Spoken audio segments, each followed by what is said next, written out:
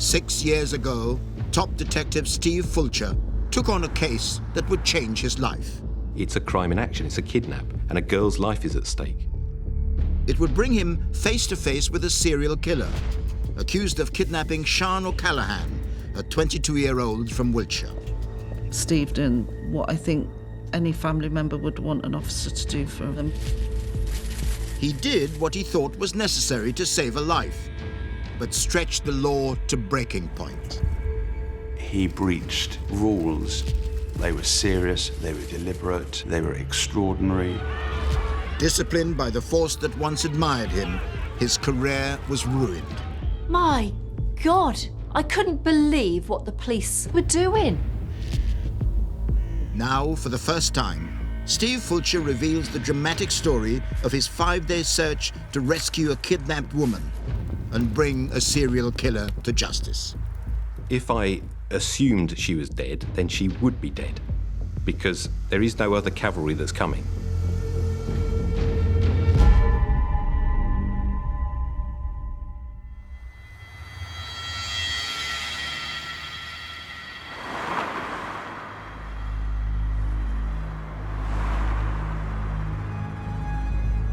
The story began at a nightclub in Swindon.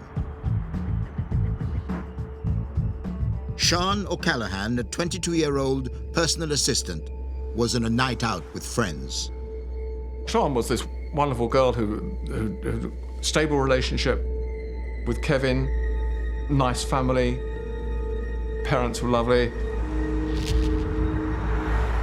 She'd gone out with friends, and then she decided to go home.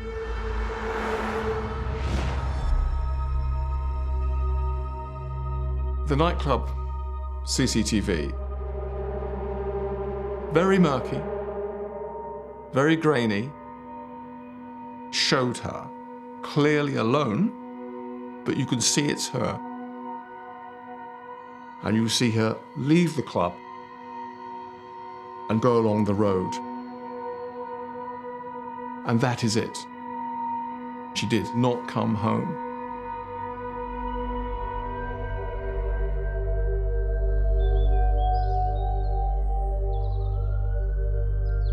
I had a phone call from my son Liam to say that her boyfriend Kevin had been concerned about Sian. He'd spoken to the police and reported her as missing. We had police turn up to Kev's house in plain clothes. They looked serious. They'd segmented myself and Kevin, interviewed Kevin separately, interviewed me in the police car. That's when I started to realise something's not right. Wiltshire police began a missing persons inquiry, checking hospitals, Sian's mobile phone records and bank details. Finding nothing, they intensified their search and brought in one of their top detectives. Steve Fulcher was described by a previous chief constable of Wiltshire as probably the brightest detective he had. Very good with families, but a very good mind. He could get inside people's heads. At about 6 o'clock on Saturday, the 19th of March, I was called by officers from Swindon Police Station. They decided at that time to escalate the issue to me as the on-call senior investigating officer for the force. I dropped everything and ran up to Swindon to work out precisely what lines of inquiry we should be instigating. A telephone trace has thrown up a startling clue. At 3:24 a.m, half an hour after she left the club, the boyfriend sent her a text saying, "worried." Her phone picked that up through a mobile mast in the Savanac forest. If Sian's alive, that's got to be searched. We've got to try and find her. We've got to do it urgently. The forest is approximately 15 miles from the nightclub, a distance only manageable by car within that time frame.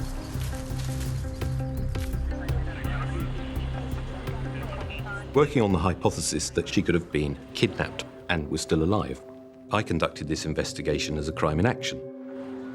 That means everything else is subordinate to the notion of finding Sian and seeking to save her life.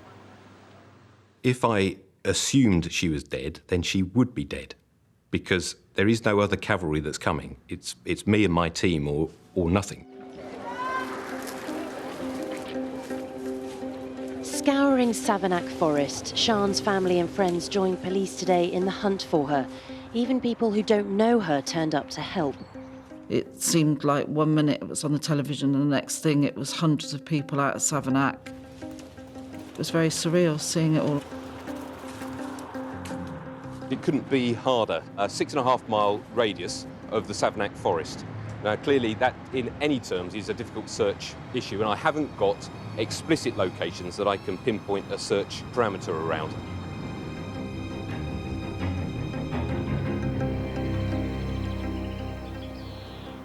With the search of Savanac Forest failing to find Sian, DS Fulcher badly needed a breakthrough.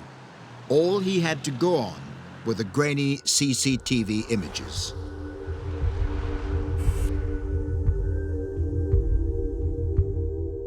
There was a number of us, I don't know, 4 or 5 of us, looking at a tiny screen as someone's pressing play. It showed Sian quite clearly walking into the headlights of a vehicle that was facing her. The room swelled in numbers as more people came in, and you just had so many pairs of eyes. The car was stationary after she walked into those headlights for 1 minute 4 seconds. Everyone's trying to get as much as they can from that minute of play. By doing a house-to-house inquiry further down the street, we could establish that she hadn't walked past that point. Even though you can't see her getting in the car, she must have got in the car. The car pulls away and Sian's no longer on the path. It's blatantly obvious that she got in that car. The key thing was to take the limited CCTV footage of the car that we believe Sian had got into and get it into the hands of experts in identifying make and model. It was a Toyota Avensis 2007. Police then obtained another piece of CCTV. On the side of the car, on the door frame, is a yellow square. What could this be? Could it be a taxi number? Then came the real breakthrough.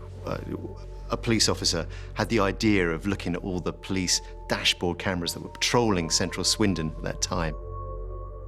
Just in the minutes before Sian vanished, one of the police cars had filmed a Toyota Avensis driving the other way, and it had the number plate. The registered keeper was a Christopher Halliwell.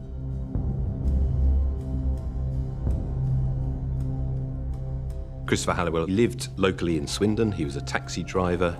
He was in a relationship and had 2 daughters and a son. Not an obvious suspect. We did a thorough examination of his fares picked up and movements, and Halliwell had ostensibly told the firm that he was booking off duty at about 1:30 in that morning. But Halliwell never went home. Instead, the CCTV pictures show him driving around Swindon for another 90 minutes. They knew he was lying. He was telling the taxi company, "I'm going home, I'm tired," and he wasn't. I placed him under surveillance with a 12-vehicle crew, augmented by use of the helicopter. It's being used as the headquarters in the search for Sian O'Callaghan. She was meant to return to her boyfriend's home, but she didn't get there. She was last seen leaving at He night. more or less lives in his vehicle, so that was a 24/7 surveillance commitment as he took taxi fares wherever he went. The disappearance of a young woman. During the Tuesday night, he was observed putting Sian O'Callaghan missing posters, sellotaping them into the back of his car. He was observed cleaning the rear of his vehicle behind the passenger seat with some blue fluid. He's seen depositing items in litter bins at various locations. We've recovered car seats and seat covers. He was burning things in the middle of the night, He's clearly destroying evidence.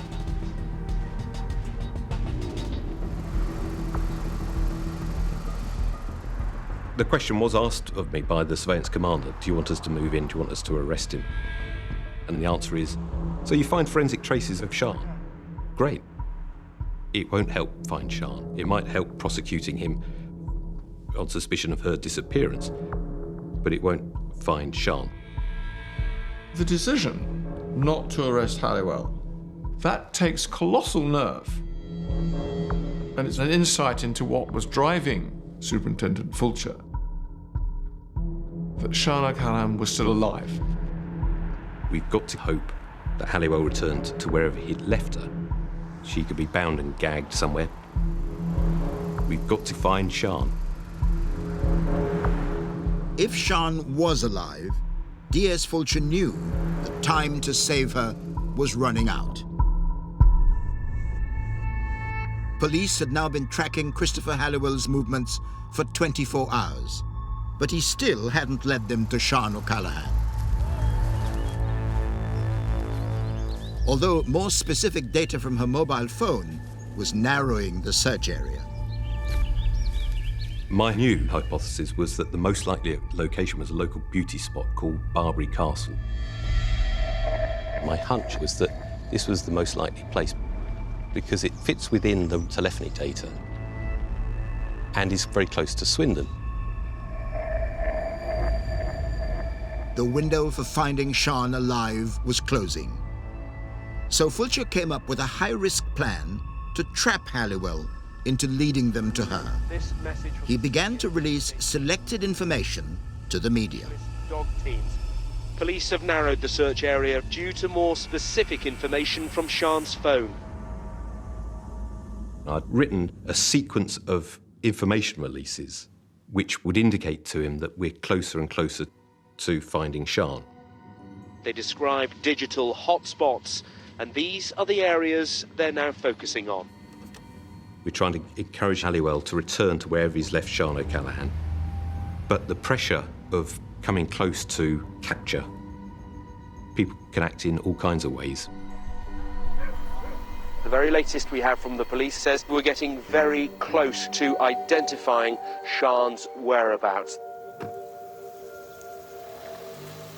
He came out of his house, drove off, followed by the surveillance team. At about 10 o'clock, the officers surveilling him called up to say he's been into a chemist, he's bought an overdose quantity of pills. If he commits suicide, that's the end of Sian O'Callaghan's life. Steve Fulcher thought, right, I can't risk him committing suicide. I'm going to have him arrested. This was the moment of arrest, as a man was stopped on suspicion of kidnapping Sian. There are quite strict rules about how police officers deal with suspects. They're governed by what's known as the PACE laws. They were brought in to prevent policemen putting words into people's mouths and generally making sure they're guilty before they've even reached trial. So when somebody has been arrested, they're cautioned, they're taken back to a police station, and they're given access to a lawyer. But Halliwell is arrested under suspicion of kidnap. Now that allows the police to have what is called an urgent interview. Where there's an immediate threat to life, it is perfectly legitimate for officers to interview parties on the ground without reference to solicitors or return to the police station. When Halliwell was arrested, Steve Fulcher was at a police station across town. Conscious of the PACE rules about gathering police evidence, Fulcher told the arresting officers the questions they should ask. The principal question was, is Sian still alive? Will you tell us where Sian is? His reply is no comment. So what was the right course of action at that point? According to the PACE, I should have had him taken to the police station, booked him in, and then, once he'd had access to legal advice, asking the same questions. Is she still alive? Where is she? But of course, the role of a solicitor acting on behalf of a client in custody is to prevent them incriminating themselves. It isn't a voluntary thing, it's their duty. That's how the law is written.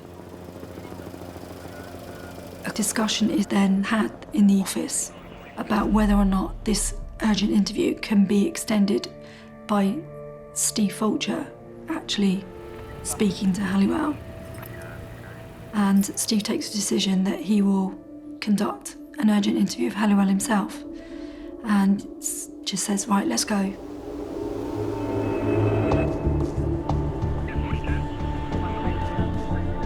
Deborah Peach came with me to record everything that is said and done so that I can demonstrate my decision-making to any subsequent court.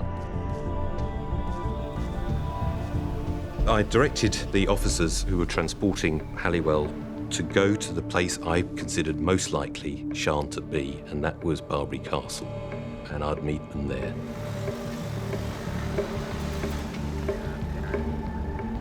And the officers that were with Christopher Halliwell said, "Are you sure you want to do that?" And I said, "Don't get wobbly on me." There were no other operational options available to me. There were none.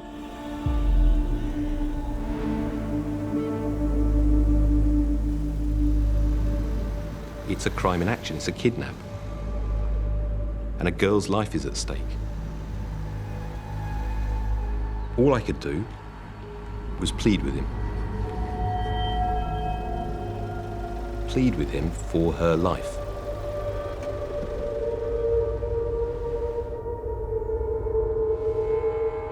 Follow me and write down everything I say. Okay.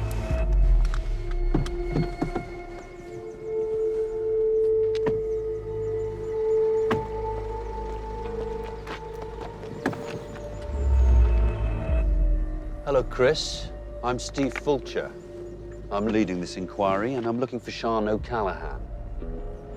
Would you get out of the car and follow me?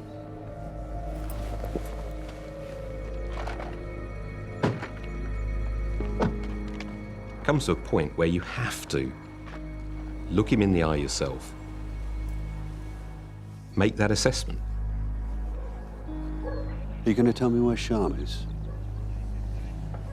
I want to go to the station. He was obviously determined to make no comment.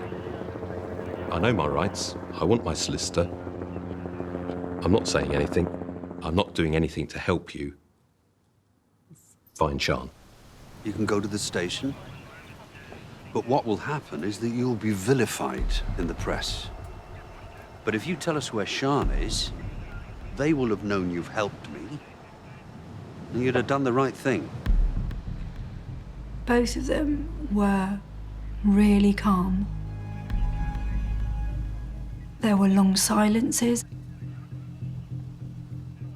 It was like this game was passing between them.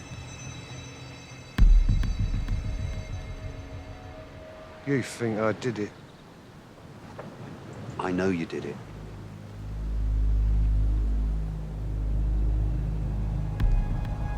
He reached the point at which his ability to maintain the line of silence was no longer sustainable. Have you got a car? We'll go. What he said was, "Have you got a car? We'll go." But it wasn't explicit, so we were entirely in his hands. Personally, I didn't think this was going to work. I thought he'd toyed with us enough.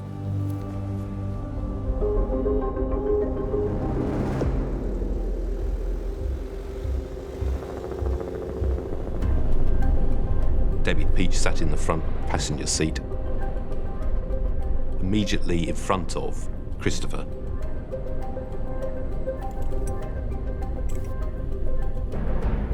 It was only later that Debbie said, you know, she spent the entire journey fearing that he was going to lean forward with his handcuffed arms and rip her throat out. I hadn't really thought of it in those terms, but it's a fair point.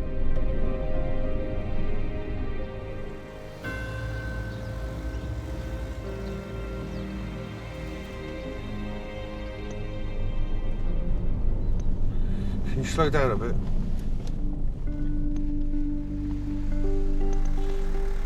It was at that point that I thought Steve Fulcher's done it. He's managed to persuade Christopher Halliwell to take us to Sian. We were in this remote road with a deep 12-foot bank to our left side. It was dark. I pushed her down the bank. Down there somewhere. Finding Sian alive was still Steve's main objective. I feared she was dead. I might even have believed she was dead, but I didn't know she was dead until I found Sian, checked for vital signs, breathing, pulse. You've got to keep going. So I dropped a surveillance car off at one extremity, surveillance car at the other, calling search teams in to find Sian. You will find her. With the search teams arriving, he thought his job was done. I felt a sense of gratitude. He had done what I considered to be the right thing. So I thanked him and explained that he would be given his rights taken back to the police station. You and I should have a chat. He'd said, you and I should have a chat, which was quite odd, actually. I asked a driver to get us off the road, and he ended up driving up the countryside track that takes you directly onto the tail of the Iron Age White Horse at Uffington.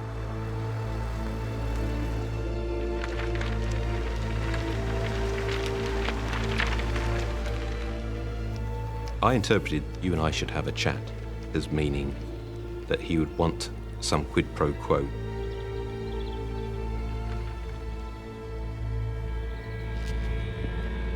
And I thought he would want the deal in terms of me catering for his family who were going to be affected by his incarceration, which was sure to follow.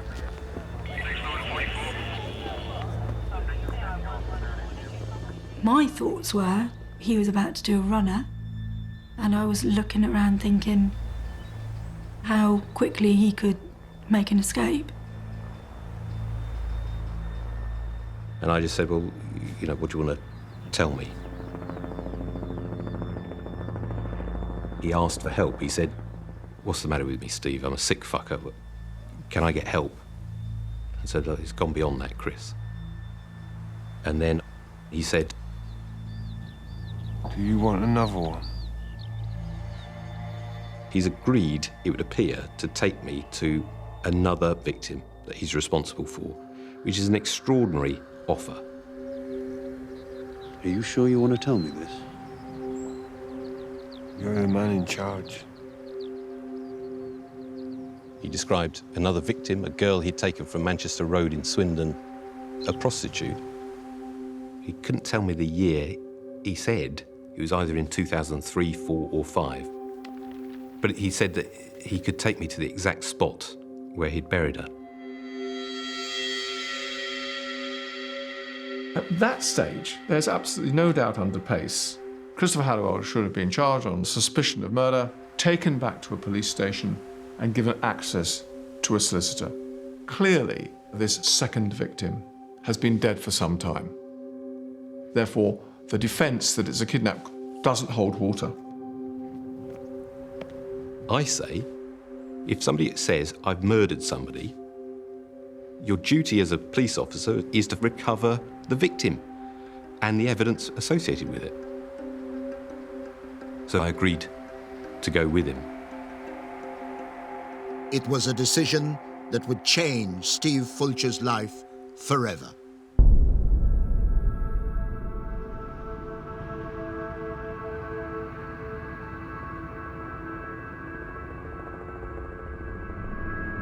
We drove for about 45 minutes, trying to keep him in the moment. He showed me a list of girls who he has on his phone that trust him as their preferred taxi driver.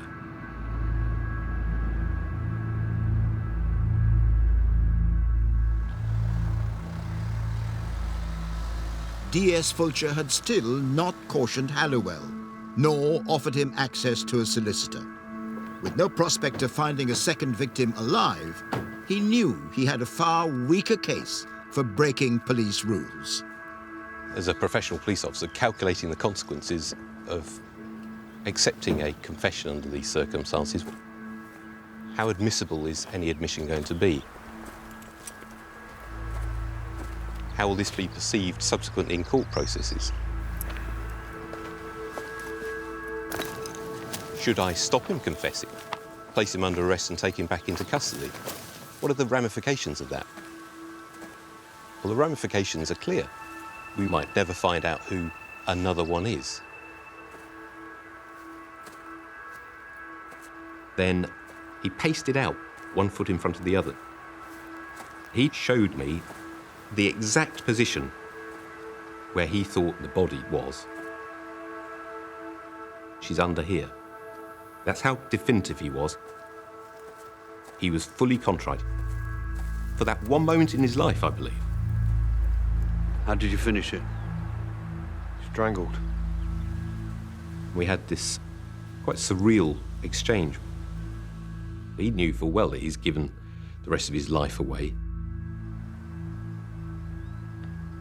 We're going to have to get you back to the Nick.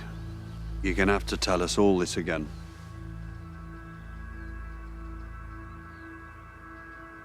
I don't want to have to talk about it again, Steve. I'm afraid you're going to have to, okay?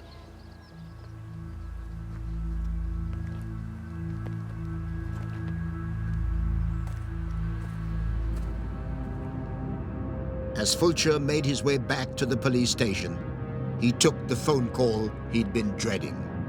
The search teams had found Sian O'Callaghan's body.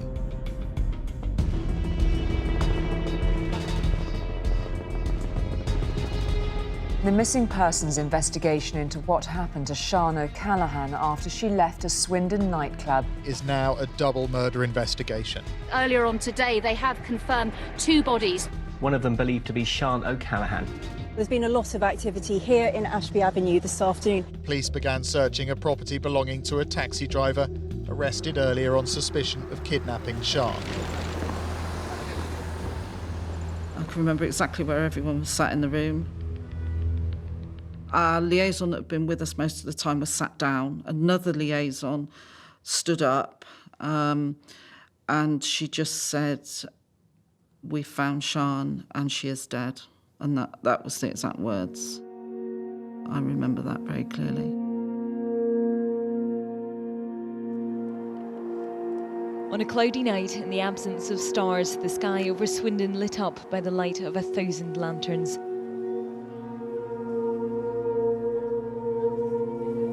I did go down to the lantern vigil. I went with a few friends and they sort of enabled me to remain anonymous. We sort of formed a circle so that I could see the lanterns and be a part of the vigil. And it was comforting. Sian was a bubbly, friendly, caring and loving girl. From the police side of things, they worked tremendously hard and they got a result very fast. We would like to firstly thank Stephen Fulcher and his team for their inexhaustive work in finding and bringing Sian back to us so speedily. It was seen as a textbook investigation without a shadow of a doubt. When I went back into the police station, there was a line of senior officers who solemnly shook my hand as I went in.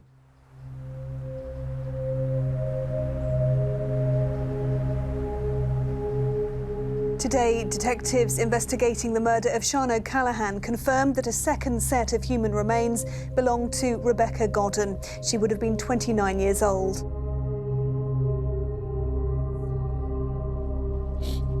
My daughter's been murdered. I spent an hour or two with her mother. She told the story of Becky's life. It's a heartbreaking story. 2002 was the last time I saw Becky, and I said, "Becky, you've got to come home. You have to come home. And she said, "Oh, Mum, I can't keep putting you through this. I'll come home when I'm clean." Becky was a drug addict and a prostitute. Nobody wanted to help a drug addict. In fairness, I don't know how you can help a drug addict, because we tried with Becky and we didn't succeed. We were told that Christopher Halliwell would go away for a very long time for a double murder. But then the roller coaster began.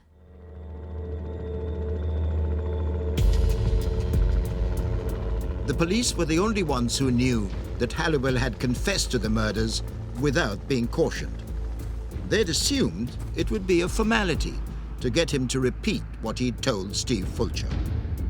When they got back to the station, it was clear that he would not.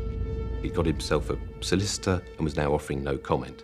I was both surprised and disappointed, because the bond that we'd formed and the contrition that he was demonstrating meant that I was quite convinced that he would repeat the confession. You talked about it, and then silence. The confession was not made in the police station in front of a solicitor. You've only got the word of a policeman and indeed a member of police staff who was taking notes. All that conversation, those vital confessions, disappeared. Without those confessions, the case could fall apart at the trial, and Halliwell would walk free.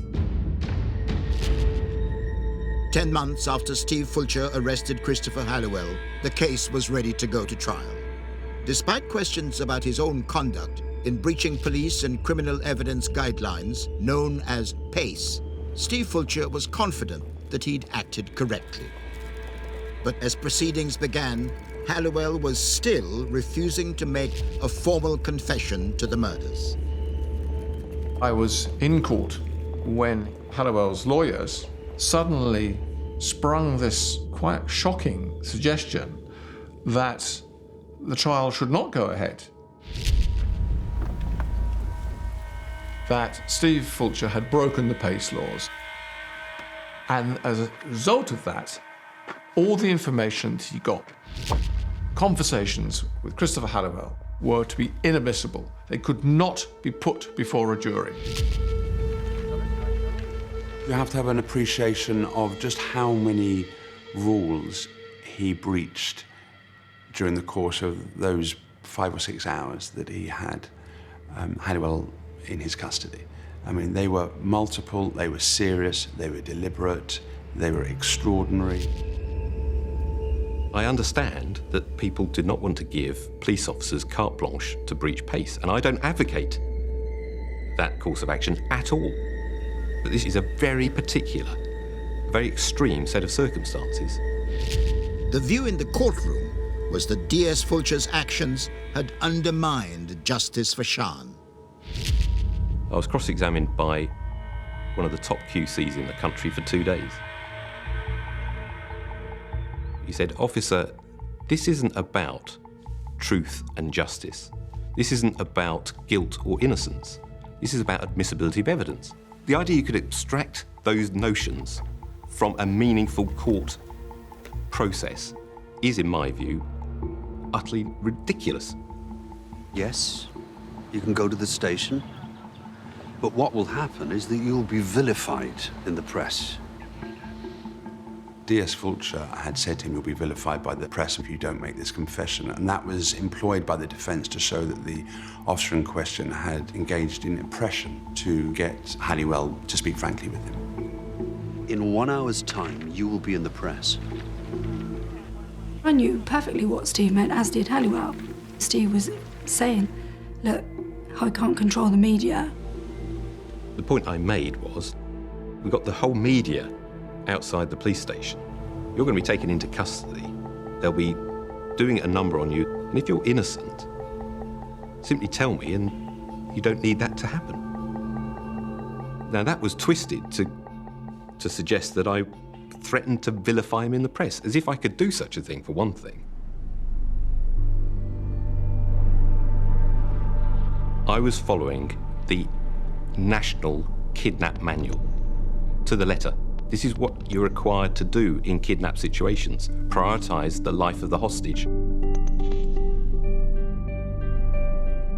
If she was still alive and I'd walked away, my offence would have been grotesque. The judge ruled that any evidence given by Steve Fulcher as to his conversations with Christopher Halliwell were inadmissible. They could not stand and they would not be put to a jury. She excluded both confessions on the basis that T.S. Fulcher's conduct had been improper, that he could have engaged in oppression to get the confessions that he did, and accordingly the evidence was unreliable. But there was to be a further twist. After his confession, police searches had found forensic evidence. Sian's blood in Halliwell's taxi and traces of his DNA on her body.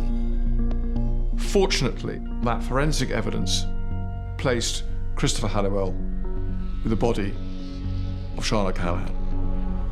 So therefore, the judge ruled the trial could go ahead for Sian O'Callaghan based purely on that forensic evidence, but nothing could be said about Becky Godden whatsoever, and the charges against Halliwell for the murder of Becky Godden Edwards should be dropped. I couldn't believe it. I was just soul destroyed. I thought, my daughter is a nothing. Halliwell was the criminal, not Steve Fulcher. You've got two bodies there, you've given a confession. You're guilty then. Yeah, how can that's what I don't get. So I'd love someone to explain that to me, but I don't know. How does that work? A taxi driver jailed for life for the killing of a young nightclubber in Swindon has escaped charges for a second murder. It was only months later, when Halliwell was convicted of Sian's murder, that the truth was made public. There would be no justice for Becky. Police made crucial mistakes during Halliwell's confession. They failed to caution him properly, which meant despite admitting Becky's murder, the charge had to be withdrawn. Questions are now being asked about the actions of Detective Superintendent Steve Fulcher.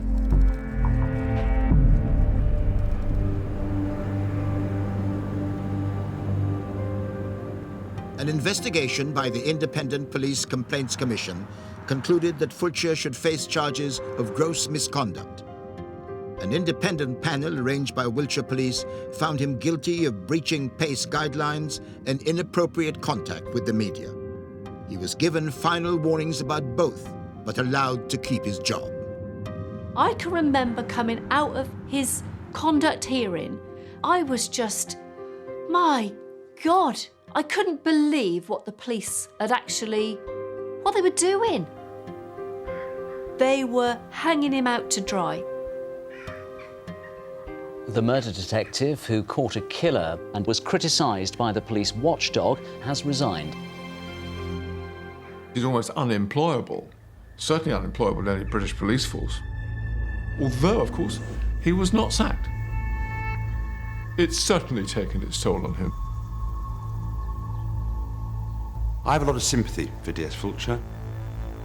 I can understand why he did what he did. But this was a bungled inquiry. This is an experienced police officer who chose deliberately. I mean, it wasn't ignorance on his part.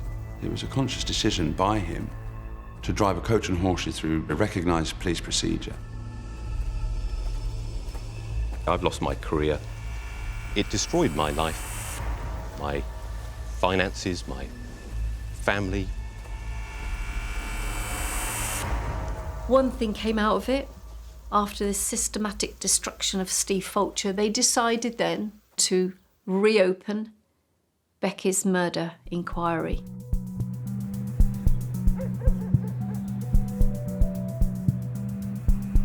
A fresh hunt for clues about the murder of Becky Godden.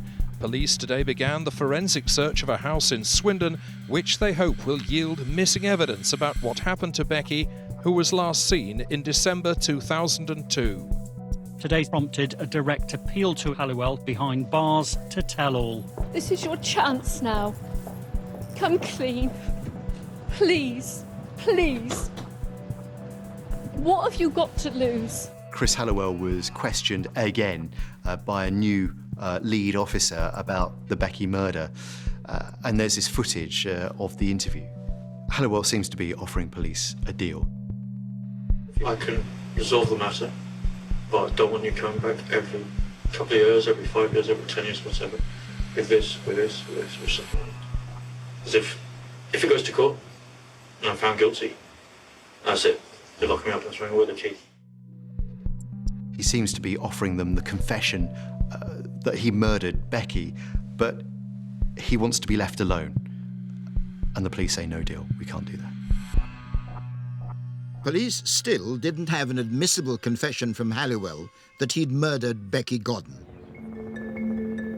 But then there was a breakthrough. Their reopened investigation discovered soil on a spade which placed Halliwell in the field where Becky was found. Becky's friends also gave evidence against him. This was enough to bring Halliwell back to court.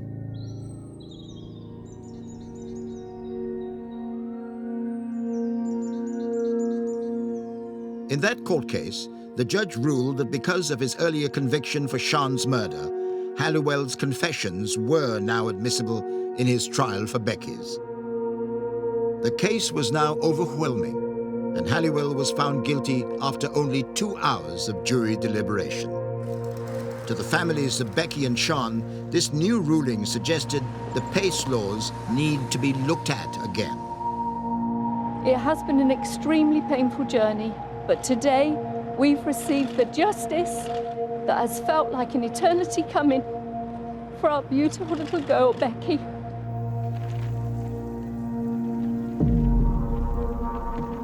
My view is that I have brought 2 daughters back to their mother, and I've prevented other victims resulting from Halliwell's continued pursuit of his career as a serial killer. Morally, I don't think there's any question over Steve doing what I think any family member would want an officer to do for them and for their family. But at the same time, I could also understand the legal ramifications of it as well. He crossed the line, which he shouldn't have done. But I feel the line shouldn't be there. There's some issues with the actual PACE guidelines itself that need to be changed so that there isn't any ambiguity in the future. The current thinking in policing is that PACE is inviolable, and if the girl dies, so be it. They're wrong. What I did was right. PACE precisely provides for it, and the oath of office of a constable requires me to do this. You have to look at the wider picture and say, all right, do we need to have a way of ensuring that the police powers are not abused, that people aren't bullied into making confessions? But for my course of action, Becky would still be in that field. Sian would never be found, and Christopher Halliwell would be walking the streets.